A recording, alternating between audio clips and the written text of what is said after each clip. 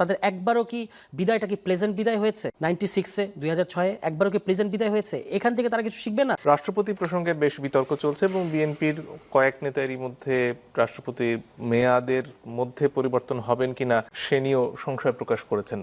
NCP এই ব্যাপারে বেশ কঠোর অবস্থান, আপনারা এই রাষ্ট্রপতির অপসারণের জন্য বরাবরই দাবি জানিয়ে আসছেন। পরিস্থিতিটা সামনে আসলে কোন দিকে যাচ্ছে বলে মনে করেন? জি, এটা বলার আগে দুটো জিনিস আগের প্রসঙ্গ থেকে বলি। একটা হলো যে আপনি এই যে গণভোটকে আদালতে পাঠালেন, প্রথমত এটা একটা অত্যন্ত নজিরবিহীন এবং এককার্যজনক কাজ হয়েছে এবং এখানে বিএনপির দলীয় আইনজীবীরা জড়িত। ভাই যদি অস্বীকার করেন তাহলে কিছু করার নাই। এই যে গাজী কামরুল ইসলাম সজল, গাজী তৌহিদুল ইসলাম, তারা জাতীয়তাবাদী আইনজীবী ফোরামের নির্বাহী কমিটির সদস্য। তারাই এটা, এবং এটা কোর্ট পাড়ায় ওপেন সিক্রেট, সবাই জানে যে কিভাবে মেকানিজমটা হয়েছে। আপনি সেটাকে ওখানে নিয়ে গেলেন এবং গণভোটকে নিয়ে গেলেন।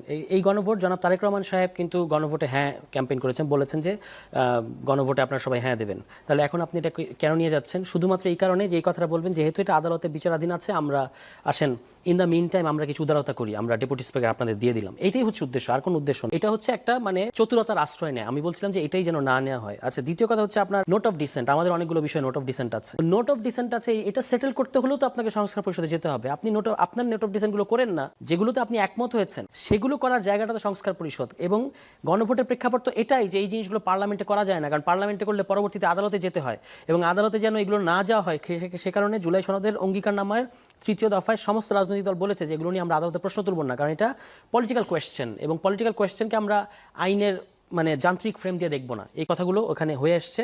এই পুরো ব্যাকগ্রাউন্ডটা, পুরো প্রেক্ষাপটটা যদি বিএনপি আজকে ভুলে যেতে চায় কিংবা জাতির সাথে বলতে চায় যে না এখন আমরা যেহেতু 2/3 আছি, আমরা সংসদ বুঝি, আমরা যেটা বলবো সেটা বাস্তববাদী, বাকি সব আবেগী, এটা খুব খারাপ জিনিস হবে। এবং বিএনপির পক্ষ থেকে আমরা সবসময় এটা শুনি যে আমরা রাষ্ট্র পরিচালনা করেছি, আমাদের অভিজ্ঞতা আছে, আমরা বুঝি বাস্তবতাটা কি, আপনারা সবাই খুবই রোমান্টিক।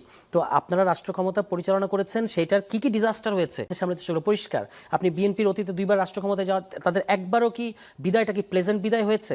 96-এ 2006-এ একবারও কি প্লেজেন্ট বিদায় হয়েছে? এখান থেকে তারা কিছু শিখবে না? শুধুমাত্র আমরা বয়স কম বলে তারা বলে দেবে যে না আপনারা সবাই রোমান্টিক, আপনারা কিছুই বোঝেন না, এই দৃষ্টিভঙ্গিটা ঠিক না। এবার আসলে রাষ্ট্রপতি প্রসঙ্গে, বিএনপি যদি ন্যূনতম আত্মমর্যাদা থাকে, এই রাষ্ট্রপতি একদিনও বিএনপি আসার পরে থাকতে পারেন? এবং এই খাঁচার পাখিটাকে আপনি বের করলেন, জনাব তারেক রহমান সাহেব তাকে প্রোটোকল পর্যন্ত দিলেন। এটা তো গণ অভ্যুত্থানকে আপনার অশ্রদ্ধা করা। তিনি যে একজন নির্বাচিত প্রধানমন্ত্রী, একটা বাংলাদেশের অনেক দিন পরে এত ব্রুট মেজরিটি নিয়ে আপনি ক্ষমতায় এসেছেন, আপনার নিজেকে আপনি অপমান করছেন কেন? কারণ এই ভদ্রলোক আপনাকে বলেছেন যে আমি শব্দটা উচ্চারণ করতে চাই না। তারেক রহমান সম্পর্কে চুপ্পুর অতীতের বক্তব্য কি? তারপর হচ্ছে আপনার বেগম খালেদা জিয়াকে উনি ভুয়া অরফানেজের ট্রাস্ট মামলায় ভোগান নাই, তখন তিনি দুদকের কমিশনার ছিলেন। সামরিক আমাদের শহীদ প্রেসিডেন্ট জিয়াউর রহমানকে উনি কি মনে করেন? উনি মনে করেন যে অবৈধ সামরিক শাসক। তাহলে এই লোককে আপনি সাংবিধানিক ধারাবাহিকতার নামে রাখছেন। বাংলাদেশে সাংবিধানিক ধারাবাহিকতার স্রেফ মানে হচ্ছে জয় বাংলার রাষ্ট্রপতি এখন বাংলাদেশ জিন্দাবাদের রাষ্ট্রপতি হয়ে গেছে, এছাড়া তো আর কিছু না। কারণ উনি তো ওনার শপথ ভঙ্গ করেছেন। আপনি যদি সংবিধানকে এত ভালোবাসেন, উনাকে সরিয়ে দেওয়াটাই সাংবিধানিক। কিভাবে উনি শপথ ভঙ্গ করেছেন? উনার বিরুদ্ধে দুর্নীতির অভিযোগ আছে। তো আমাদের সংবিধান কি বলে যে একজন দুর্নীতিগ্রস্ত লোক রাষ্ট্রপতি থাকতে পারবেন?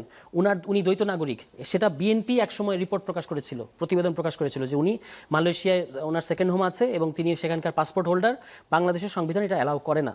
তাহলে উনি তো রাষ্ট্রপতি আছেন সংবিধান ভঙ্গ করে, এবং তিনি আবার 2018 সালের অবৈধ পার্লামেন্ট কর্তৃক নিয়োগপ্রাপ্ত ছিলেন।